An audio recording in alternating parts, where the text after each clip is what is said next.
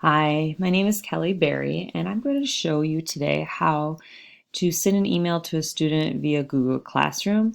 I have used this actually multiple times with my third graders, and they absolutely love being able to send me emails with in this, or we use the private comments quite a bit too.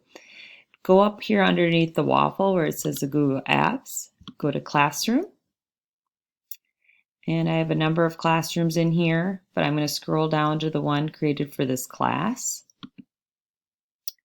You're going to go under People, and these are my students or my colleagues that are in this class that I've had for grading. So I might click on the three dots here on the side, and I'm going to hit Email Student. And it automatically pulls up my email to email that student with the email address that's associated with it. So I might give it a title.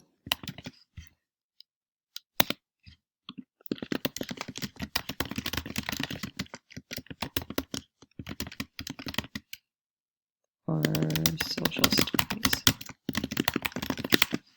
Okay, and all you have to do is send it, and it works really slick for the kids because they'll get a notification that it's in, and as third graders they think it's kind of fun to receive emails too.